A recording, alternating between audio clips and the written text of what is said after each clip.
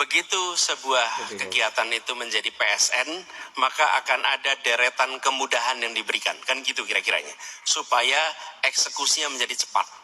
Itulah sebabnya program-program yang dimasukkan menjadi PSN, maka dia akan bisa berjalan lebih cepat dibandingkan tidak masuk pada PSN.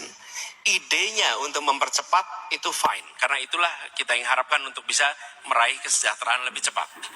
Apa ruang yang harus diperbaiki? Satu, penentuan program sebagai program strategis atau tidak harus ada di tangan teknokrasi, bukan di tangan dunia usaha. Kalau itu dibalik, proposalnya dari dunia usaha, pemerintah hanya memberikan stempel, maka muncullah masalah banyak sekali. Dimulai dari teknokrasi. Dari mana itu? Kita punya RPJP, kita punya RPJMN. Kemudian dari sini diterjemahkan dalam bentuk program, mana yang diputuskan menjadi strategis, nasional, mana yang tidak. Jadi penentuan PSN-nya itu kunci. Lalu di situ perlu ada partisipasi publik. Nah, kita seringkali tidak tahu kenapa sesuatu masuk menjadi PSN. Harus ada transparansi agar program-program yang masuk PSN bisa dipertanggungjawabkan. Sehingga ini bukan menjadi tempat untuk titipan. Kalau tempat untuk titipan, apa yang terjadi? Siapa saja bisa titip dan kita tidak tahu apa prosesnya, apa dampaknya, semuanya masuk di dalam kategori PSN. Jadi gagasan PSN sendiri itu bukan gagasan yang bermasalah. Tetapi kriteria masuk PSN-nya harus dibuat transparan, jelas. Yang kedua, prosesnya teknokrasi. Apa yang saya maksud proses teknokrasi? Begini, teman-teman. Ketika negara punya RPJP, negara punya RPJMN, negara menjelaskan nih jangka panjang kita akan membangun A, B, C, D, F, G. Itu teknokrasi. Tapi kalau non-teknokrasi, begini, saya punya keinginan untuk investasi di sini sebagai pengusaha. Lalu kemudian saya mencoba untuk menawarkan gagasan ini kepada Kementerian A, B, C, D, E. Lalu jadilah dia PSN.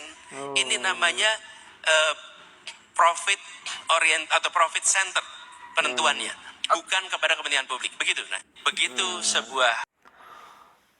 Oke sahabat semua, setelah mendengar, melihat, dan memahami sambil juga menganalisa apa yang disampaikan oleh abah kita Pak Anies Baswedan, tentu ini sangat bagus masukan untuk pejabat negara, bahwa ketika ada PSN, proyek strategis nasional, mesti ada yang namanya teknokrasi, yang ada yang namanya keterbukaan, ada yang namanya birokrasi yang jelas, yang terbuka, sehingga dapat dipastikan bahwa lokasi tersebut, bahwa tempat tersebut memang strategis. Nah, itu. Sehingga jelas dia mana yang strategis itu.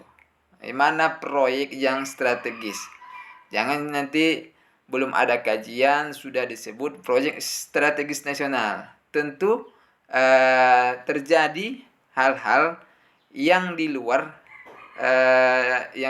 diinginkan, yang kemudian terjadi keributan, terjadi terjadi hal-hal yang tidak diinginkan.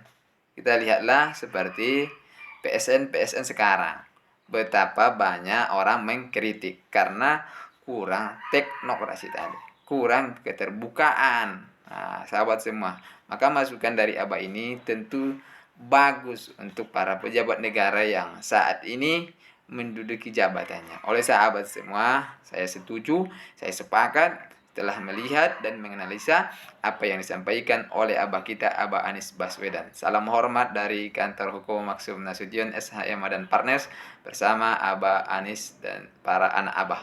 Salam dari Riau, Pekanbaru.